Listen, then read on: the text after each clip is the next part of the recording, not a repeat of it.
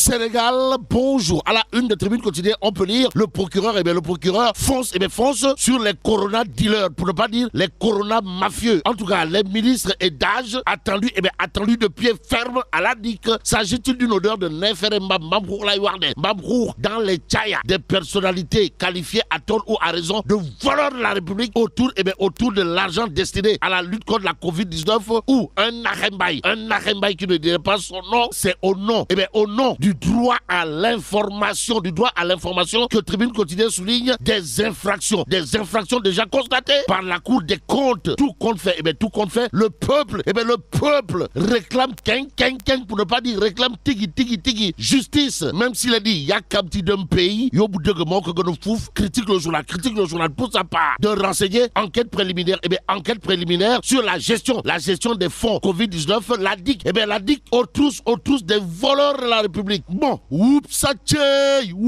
voilà ce qu'on continue de dire, critique le journal en attendant que les personnalités qualifiées à tort ou à raison de voleurs de la République dans leur gestion tapalée de l'argent destiné à la lutte contre la Covid-19. Retenons l'information du journal piloté par Papsar, mon confrère, à savoir le rapport de la Cour des comptes relatif à la gestion du fonds de riposte et de solidarité contre les effets de la Covid 2020-2021 qui a mis en exergue des manquements graves, pour ne pas dire très très graves, sera épluché et scruté minutieusement par les enquêteurs de la DIC.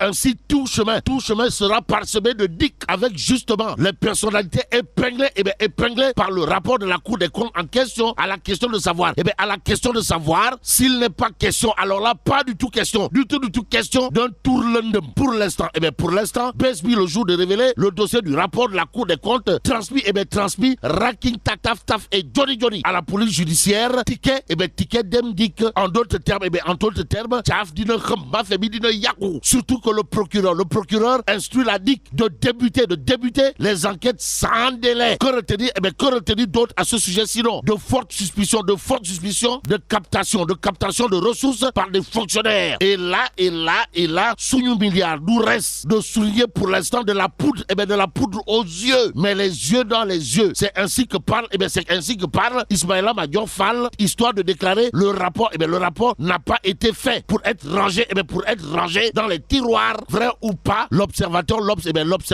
tout ça part de révéler rapport de la Cour des comptes, milliards du Covid au cœur des enquêtes. Et là, il s'agit, d'après le journal du groupe Futur Média, des premières convocations envoyées cette semaine. Que dire d'autre sinon, on se dirige vers une interdiction de sortie du territoire des personnes impliquées. En tout cas, la traque des complices et gros risque sur le patrimoine des mis en cause d'après l'observateur Lobs, le journal du groupe Futur Média de Barthelé. La DIC met en place une unité très très spéciale suffisant pour source A de relever que ça va cramer. Pourquoi ça va cramer?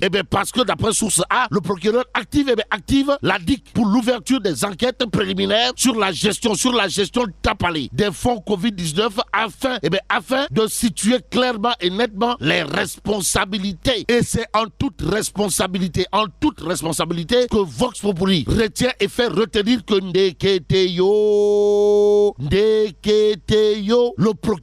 le procureur ouvre la chasse. Et même s'il est dit Tongtong et Natsaye Werere ou Doukiatak, retenons tout simplement l'autre information de Vox Populi, à savoir la traque confiée au limier de la DIC pour enquête préliminaire. Et malgré tout, le collectif Souniou Milliard demeure et reste sceptique. Informe Vox Populi dans le journal.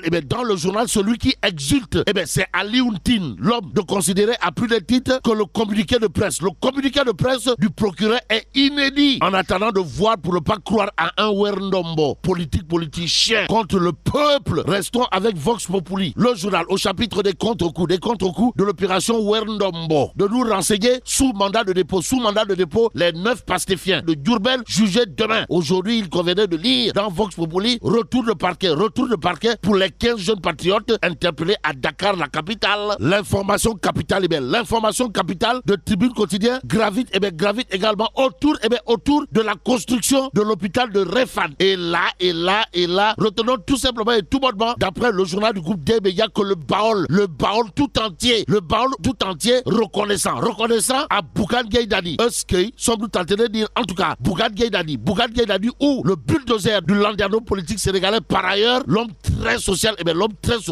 aujourd'hui, cheville ouvrière dans la construction, de l'hôpital de Réfane et tribune quotidienne d'afficher le Wagour du Baol, tout entier au leader incontesté et incontestable, pour ne pas dire inévitable et incontournable de la philosophie Gubsebob. Nous livre tribune quotidienne ce matin, le journal du groupe des médias au chapitre du premier complexe universitaire Cheikhoul Khadim de Touba Mbaké, de nous renseigner que Serigne Muntara concrétise le vœu cher de Cheikh Ahmadou Bamba. Comprenez? Le vœu cher de Serigne Touba. Et c'est tout haut que le mandat quotidien demeure et reste dans le même sillage. De quoi s'agit-il, du projet lycée professionnel agriculture et agroalimentaire. Et là, retenons l'information capitale du mandat quotidien, à savoir la GTIP. La GTIP s'attaque au chômage des jeunes. Information relevée dans Critique le journal. Le quotidien piloté par Pape Sarr, mon confrère, en tout cas, de révéler ce qu'a tenu à dire à haute intelligible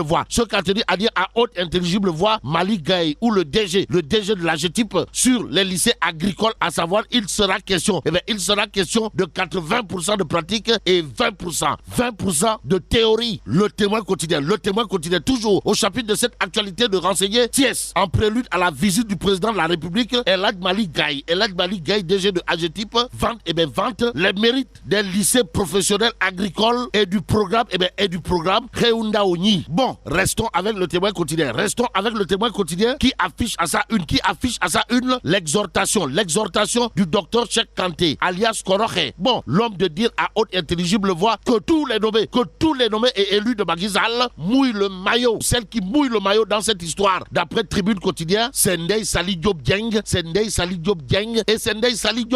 En tout cas, là aussi, Diop Dieng, Ndeye Saly, qui, d'après le journal du groupe Nebeya, mérite de Wakumba au regard de ce qu'elle a dû réaliser pour le meeting de Benno Bokk Yakaar à Pékin. En tout cas, le journal du groupe des médias de nous informer que Ndeye Saly Diop Dieng et les femmes leaders de Dakar adoubent Macky Sall pour la réussite du meeting de Benno Bokk Yakaar à Pékin. C'est dans la banlieue et c'est le lieu pour nous de prendre Rewmi Quotidien ce matin. Le journal, en tout cas, au chapitre du lotissement de Baraf de 2017, d'informer que Victorine Ndeye, mairesse de Niaguis de son état, demeure et reste du côté des populations. En tout cas, le maire de Niaguis, Victorine Ndeye, a tenu à répondre à ces détracteurs qu'elle a qualifiés de fiefés menteurs pour avoir produit de gros mensonges sur le foncier qui sont antérieurs à sa prise de fonction à la tête de la commune, et c'est sans commune mesure que Victorine Ndeye, ministre maire de Niaguis, d'expliquer dans Rewmi Quotidien que les litiges fonciers sont bien réels dans sa localité et elle en assume la responsabilité dans la recherche de solutions définitives au grand bonheur des populations, et rien que des populations de Niaguis. Touy aussi, le maire de Niaguis, toujours dans Rewmi Quotidien, n'a pas attendu longtemps pour balayer d'un revers de main les accusations à l'emporte-pièce, pour ne pas dire les accusations tirées par les cheveux de complicité dans le lotissement à polémique dans le village de Baraf. En attendant, terminons avec Enquête Quotidienne ce matin. Le journal au chapitre des violences politiques de nous livrer les confessions de victimes. Et là, retenons d'après Enquête Quotidien, le Gatsa se préparant activement dans les états-majors politiques des populations craignent le syndrome de mars 2021. Et là, mais là, tu donges de Tchi Allah. Bon, vive le Sénégal.